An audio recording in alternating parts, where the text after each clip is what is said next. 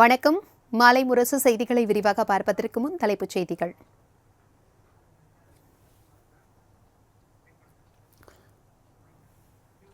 அமெரிக்க வாழ் தமிழர்களுடன் இருப்பது தமிழ் மண்ணில் இருக்கக்கூடிய உணர்வை தருகிறது. சிகாகோவில் அமெரிக்க வாழ் தமிழர்கள் மத்தியில் முதலமைச்சர் மு க ஸ்டாலின் உரை.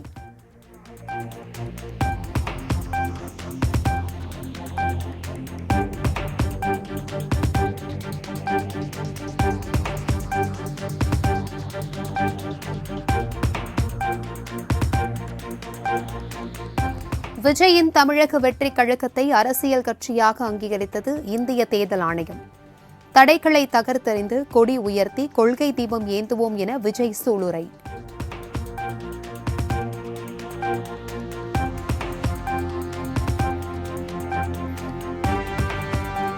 தமிழக வெற்றிக் கழகத்தின் முதல் மாநில மாநாட்டிற்கான ஆயத்த பணிகள் தொடங்கியுள்ளதாக விஜய் தகவல். மாநாடு தொடர்பாக அதிகாரப்பூர்வ அறிவிப்பு வரும் வரை காத்திருங்கள் எனவும் விளக்கம்.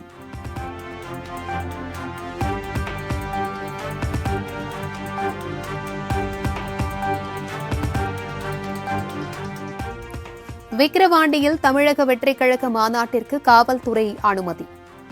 வரும் 23ஆம் தேதி நடைபெறவுள்ள மாநாட்டில் சுமார் 50,000 பேர் பங்கேற்கின்றனர்.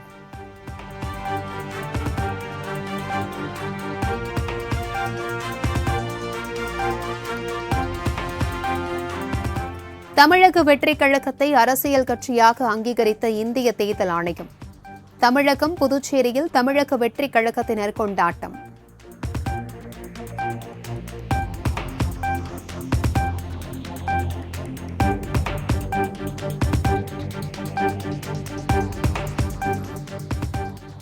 (2026) சட்டமன்ற தேர்தல் தொடர்பாக முதலமைச்சர் மு க ஸ்டாலின் ஆலோசனை. திமுக ஒருங்கிணைப்பு குழுவுடன் அமெரிக்காவிலிருந்து காணொலி வாயிலாக ஆலோசனை நடத்தினார்.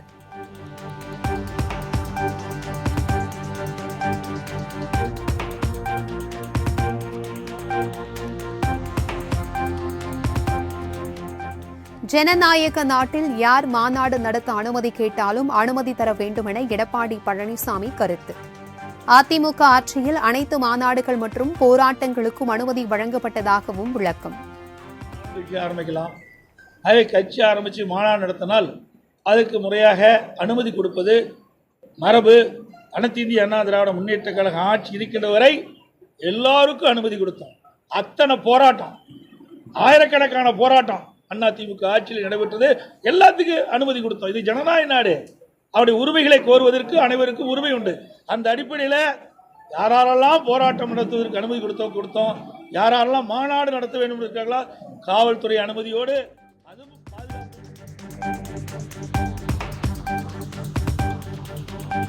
பாஜகவுடன் கூட்டணி இல்லை என எடப்பாடி பழனிசாமி மீண்டும் திட்டவட்டம். அரைத்த மாவையே மீண்டும் அரைக்க வேண்டியதில்லை எனவும் பேட்டி. எல்லாம் பேசி முடிஞ்ச கதை. மீண்டும் அதையும் திருப்பி அரைச்சமாவே அரைக்க வேண்டிய.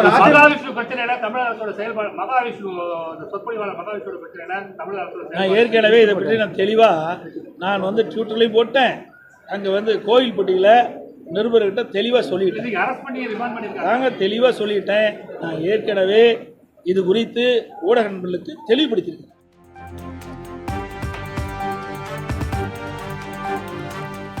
விஜய் கட்சியின் பெயருக்கு மட்டுமே தேர்தல் ஆணையம் அங்கீகாரம் வழங்கியுள்ளதாக செல்வ பெருந்தகை கருத்து. தேர்தலில் நின்று வாக்கு சதவிகிதத்தை நிரூபித்தால் மட்டுமே கட்சிக்கு அங்கீகாரம் கிடைக்கும் எனவும் விளக்கம்.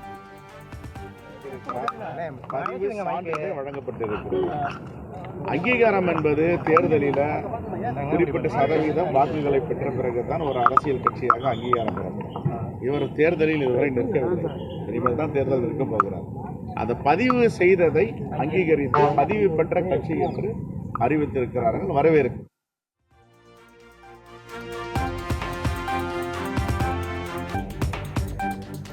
தேமுதிக தமிழக வெற்றிக் கழகம் இடையே கூட்டணியா என்பது குறித்து விஜயிடம்தான் கேட்க வேண்டுமென பிரேமலதா விஜயகாந்த் விளக்கம். மாநாடு நடத்த அனைத்து அரசியல் கட்சிகளுக்கும் உரிமை உள்ளதாகவும் பேட்டி. விஜய்கிட்ட தான் கேட்கணும். ஏன்னா எங்க கட்சி ஆரம்பிச்சு 20 வருஷம் ஆயிடுச்சு. அதனால அந்த கருத்து ஏன்ட்ட கேட்க கூடாது. எல்லாமே நான் சொல்லிட்டேன். இனி விஜய் பத்தி கருத்து விஜய்கிட்ட நீங்க கேட்கணும்.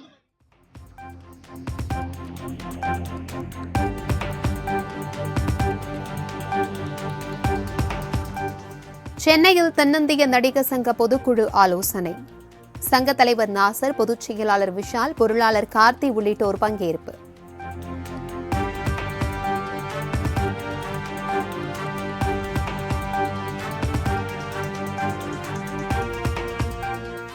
மலையாள திரையுலகை போன்று தமிழ் திரையுலகில் பாலியல் தொல்லைகள் இல்லை என நடிகைகள் ஷர்மிளா, ரிஷா விளக்கம்.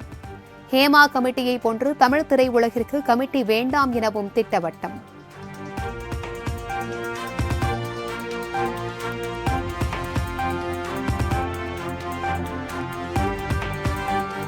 நாடு முழுவதும் உள்ள பாலியல் வழக்குகளுக்கு கமிட்டி அமைத்தார்களா என நடிகர் மன்சூர் அலிகான் கேள்வி.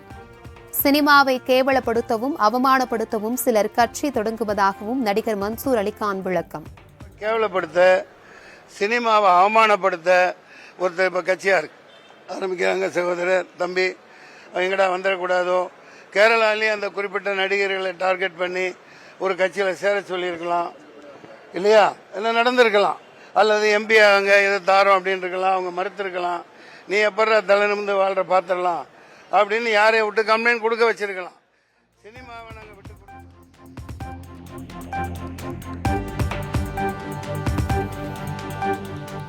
தென்னிந்திய நடிகர் சங்க நிர்வாகிகளின் பதவிக்காலத்தை நீட்டிக்க திட்டம். தற்பொழுதுள்ள நிர்வாகிகளின் பதவிக்காலம் 2025 பிப்ரவரியில் நிறைவடைய உள்ள நிலையில் நீட்டிக்க முடிவு.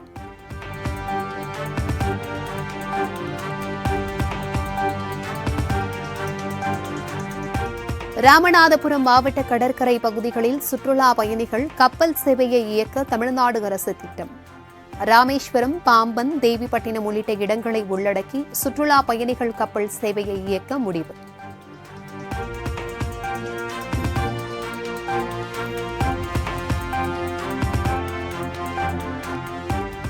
சர்ச்சை சொற்பொழிவாளர் மகாவிஷ்ணு மீது திருவொற்றியூர் போலீசார் வழக்கு பதிவு. மாற்றுத்திறனாளிகள் நீதி இயக்கம் சங்க தலைவர் அளித்த புகாரில் நடவடிக்கை.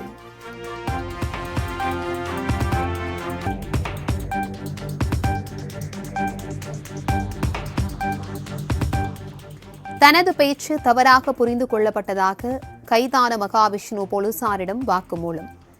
சித்தர்கள் சொன்னதையே தான் பேசியதாகவும் விளக்கம்.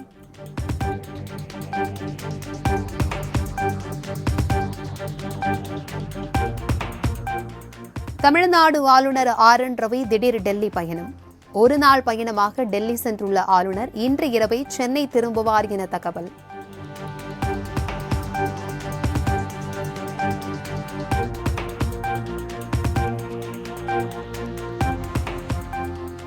தருமபுரி மாவட்டத்தில் தொழில் பூங்கா அமைக்க சுற்றுச்சூழல் அனுமதி கோரியது சிப்காட். மத்திய சுற்றுச்சூழல் மற்றும் காலநிலை மாற்ற அமைச்சகத்திடம் சிப்காட் நிறுவனம் விண்ணப்பம்.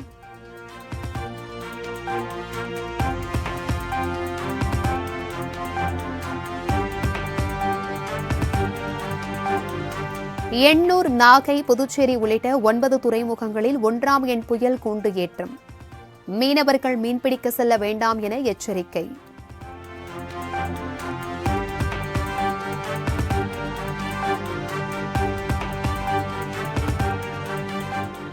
மேட்டூர் அணைக்கான நீர்வரத்து வினாடிக்கு 18,553 கனஅடியிலிருந்து 16,794 கனஅடியாக குறைவு.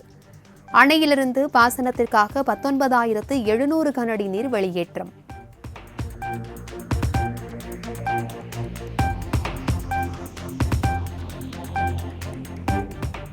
ஒகேனக்கல் காவிரி ஆற்றில் குறைந்தது நீர்வரத்து. இன்று காலை நிலவரப்படி வினாடிக்கு 14,000 கனஅடி நீர் வந்து கொண்டிருப்பதாக அதிகாரிகள் தகவல்.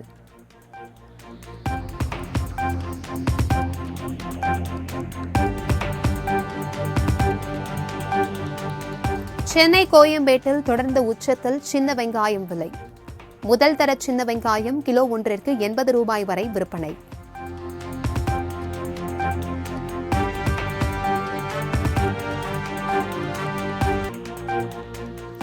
கன்னியாகுமரி மாவட்டம் தெள்ளாந்தி ஆனைக்கால் பகுதியில் வாழை தோட்டத்தை சேதப்படுத்திய யானைகள் கூட்டம். தமிழக அரசு இழப்பீடு வழங்க வேண்டும் என விவசாயிகள் கோரிக்கை.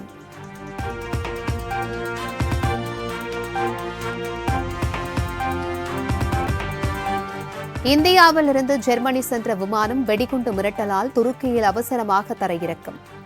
200க்கும் மேற்பட்ட பயணிகள் வெளியேற்றப்பட்டு வெடிகுண்டு செயலிழப்பு நிபுணர்கள் சோதனை.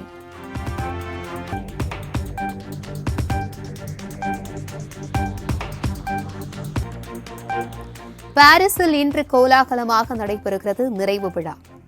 இந்திய வீரர் ஹர்விந்தர் சிங், வீராங்கனை பிரீத்தி பால் தேசிய கொடியை ஏந்தி செல்கின்றனர்.